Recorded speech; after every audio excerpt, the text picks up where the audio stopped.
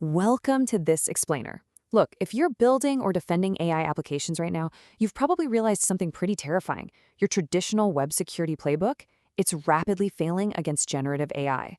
But don't worry, we're going to talk about how to fight back. We're diving deep into advanced red teaming and how you can leverage the new OWASP framework to secure your systems. So grab a coffee, because if you're touching AI in production, this is the exact blueprint you need. Here is a quick look at our roadmap for today.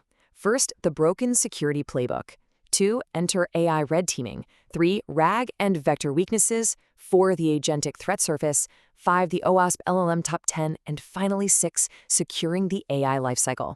All right, part 1, the broken security playbook and why 20 years of AppSec just isn't cutting it anymore. Think about it. For 2 decades, we've had this really comfortable setup built for deterministic systems, right? You put a specific input in, you get a totally predictable output out. Your attack surface is a nice, bounded, walled garden defined by your code. But generative AI, it completely nukes that model. LLMs are non-deterministic. And here is the truly scary part for us defenders. The model itself acts as the parser. It literally treats every single token it ingests from any source as a potential command. There's a quote here that I absolutely love. Your SaaS tools don't know what a system prompt is. And honestly, that hits the nail on the head. Legacy tools are totally flying blind right now. Your standard web application firewalls and static AppSec testing tools simply do not understand that an email pulled in from an external database can actually contain hidden instructions designed to hijack your AI's core logic. Moving on to Section 2, enter AI red teaming, evolving past basic prompt injection. We really have to move past this old idea of just jailbreaking a chatbot to make it say something inappropriate. That's yesterday's news. Advanced AI red teaming is about the continuous simulation of complex, multi-turn attacks. We need to be actively probing the dynamic, autonomous behaviors of these systems. We aren't just looking for flaws in the foundation model itself, we're hunting for systemic vulnerabilities in the orchestration layers, the plugin integrations, and those really tricky agent memory flows. Which brings us perfectly to Section 3, RAG and vector weaknesses, essentially poisoning the well of knowledge. You really see this vulnerability shine, in a bad way, when we look at retrieval augmented generation, or RAG. It's basically a modern Trojan horse. Let's walk through it mechanically. Step 1. An attacker poisons an external knowledge source, maybe just tweaking a document sitting in a vector database. Step 2. A totally legitimate user queries the system. Step 3. The LLM eagerly and blindly retrieves that malicious context. And boom, step 4. The LLM spits out compromised data, or even worse, executes a hidden instruction to exfiltrate your sensitive info. This maps directly onto OWASP's LLM-08, vector and embedding weaknesses.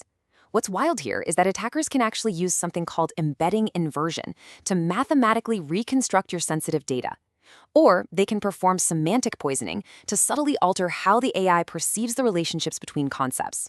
Long story short, if you don't secure your retrieval layers, you are serving up your proprietary data on a silver platter. Okay, Section 4, the agentic threat surface. This is what happens when AI starts acting autonomously. Look, we aren't just talking about passive chatbots anymore. We're building autonomous workers. These agents plan, they delegate, and they access tools through frameworks like the Model Context Protocol. And man, does that drastically blow up your threat surface. We're now dealing with goal hijacking, where an attacker sneaks in and changes the agent's core objective mid-task. We have to worry about inter-agent deception, literally one compromised AI lying to another AI.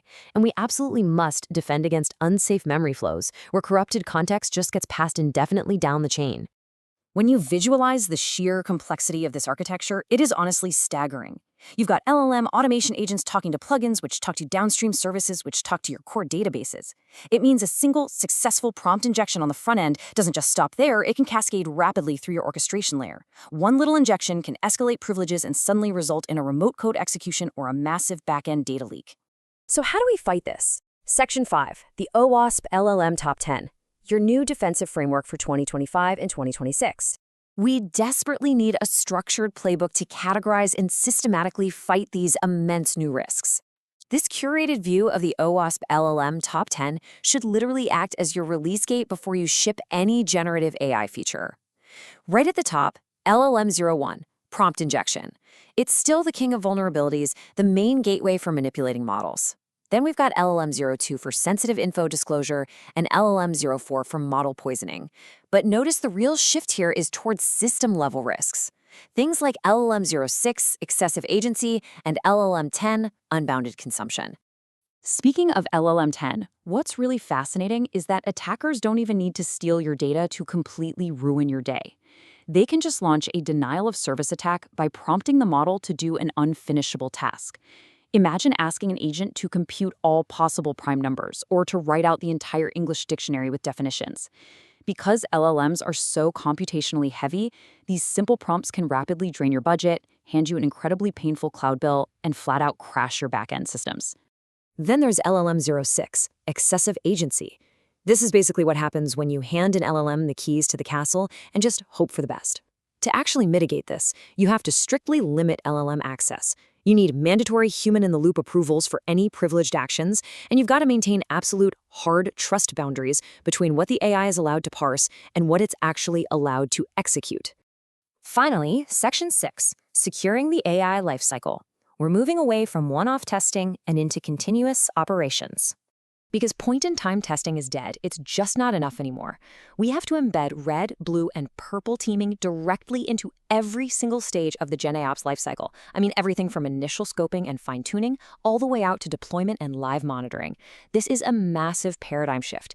It means deploying totally new types of tooling like reasoning trace capture so you can understand exactly why an agent made a weird decision, and using agent logic corruption testers to simulate those autonomous multi-turn attacks we talked about earlier.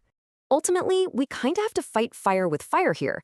By deploying frameworks like Microsoft AutoGen, you can actually use intelligent security agents to watch user interactions and shut down emerging threats in real time. Combine those agentic defenders with continuous prompt fuzzing, and use RAG to cross-reference outputs against trusted offline data to block hallucinations, add in real-time token tracking to kill unbounded consumption attacks, and suddenly, you're starting to build a genuinely resilient modern architecture. I want to leave you with a question. A real, critical thought for you to chew on today. In traditional software, you wrote the rules, but in generative AI, the prompt sets the rules and the model interprets them. Think about that as you design your next AI feature.